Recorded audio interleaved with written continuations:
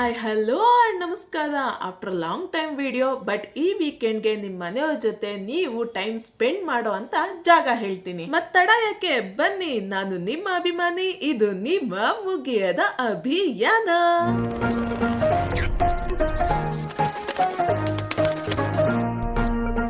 ಸ್ವಲ್ಪ ಜನಕ್ಕೆ ಜಾಗ ನೋಡಿದೆ ಗೊತ್ತಾಗಿರ್ಬೋದು. ಇವತ್ತು ನಾವಿರೋದು ಬಸವನಗುಡಿ. ಬಸವನಗುಡಿಗೆ ಯಾಕೆ ಅಂತ ಕೇಳ್ತಾ ಇದ್ದೀರಾ? ಕಾರ್ತಿಕ ಮಾಸದಲ್ಲಿ ಬಸವನಗುಡಿಗೆ ಹೋಗದೆ ಮತ್ತೆಲ್ಲಿಗೆ ಹೋಗ್ತೀರಾ? ಬಂದ್ರಿ, ಕಡ್ಲೆಕಾಯಿ ಪರಿಷೆ ನಡೀತಾ ಇದೆ, ಮತ್ ನೋಡ್ಲೇಬೇಕು ತಾನೆ. ಪ್ರತಿ ವರ್ಷ ಕಡ್ಲೆಕಾಯಿ ಪರಿಷೆ ನಡೆಯುತ್ತೆ ಅಂತ ಎಲ್ರಿಗೂ ಗೊತ್ತಿರುತ್ತೆ. ಆದ್ರೆ ನಾನು ಈ ಪರಿಷೆ ಯಾಕೆ ನಡೆಯುತ್ತೆ ಅಂತ ನಾನು ನಿಮ್ಗೆ ಹೇಳ್ತೀನಿ. ಸುಂಕೇನಹಳ್ಳಿ ಅಂತ ಒಂದು ಹಳ್ಳಿ ಇರುತ್ತೆ. ಅಲ್ಲಿ ರೈತರು ಕಡ್ಲೆಕಾಯಿ ಬೆಳ್ಕೊಂಡು ಜೀವನ ಮಾಡ್ತಾ ಇರ್ತಾರೆ. ಅಲ್ಲಿ ಬಸವ ಇರ್ತಾನಲ್ಲ, ಅವನು ಬೆಳೆ ಬೆಳೆದಿದ್ದೆ ಬಂದ್ ತಿನ್ಕೊಂಡು ಬೆಳೆ ಎಲ್ಲ ನಾಶ ಮಾಡ್ಬಿಟ್ಟು ಹೋಗ್ಬಿಡ್ತಾನಂತೆ. ಇದನ್ನೆಲ್ಲ ನೋಡಿದ ರೈತರಿಗೆ ಬಸವಣ್ಣನ ಹತ್ರ ಹೋಗಿ ಒಂದಿನ ಕೇಳ್ಕೊಂತಾರಂತೆ, ಅಪ್ಪ, ನೀನು ನಾವು ಬೆಳೆದಿರೋ ಬೆಳೆನ ತಿಂದು ನಮಗೆ ಬೆಳೆ ನಾಶ ಮಾಡಬೇಡ, ಪ್ರತಿ ವರ್ಷ ಬಂದಿದ್ದ ಮೊದಲನೇ ಫಸಲನ್ನ ನಿನ್ಗೆ ತಂದು ಕೊಡ್ತೀವಿ ಅಂತ. ಅವತ್ತಿಂದ ಬೆಳೆ ನಾಶ ಆಗಿಲ್ವಂತೆ.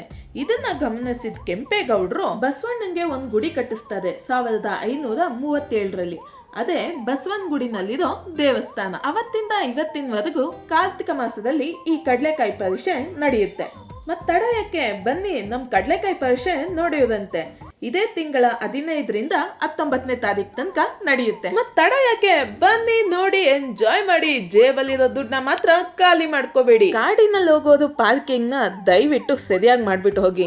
ಆಂಬ್ಯುಲೆನ್ಸ್ಗೂ ಜಾಗ ಬಿಡಿ, ಯಾಕೆಂದ್ರೆ ನಿಮ್ಮ ಒಂದ್ ಚಿಕ್ಕ ತಪ್ಪು ಒಂದು ಜೀವನ ತೆಗಿಬಹುದು. ನೀವ್ ಆಂಬ್ಯುಲೆನ್ಸ್ ಹೋಗೋದಕ್ಕೆ ಜಾಗ ಕೊಟ್ರೆ ಅಲ್ಲೊಂದು ಜೀವನೇ ಉಳಿಯುತ್ತೆ. ಎಂಜಾಯ್ ಮಾಡಿ ಅಂತ ಹೇಳ್ತಾ ಈ ವಿಡಿಯೋ ಇಲ್ಲಿಗೆ ಮುಗಿಸ್ತಾ ಇದೀನಿ. ನಾನು ನಿಮ್ಮ ಅಭಿಮಾನಿ, ಇದು ನಿಮ್ಮ ಮುಗಿಯದ ಅಭಿಯಾನ.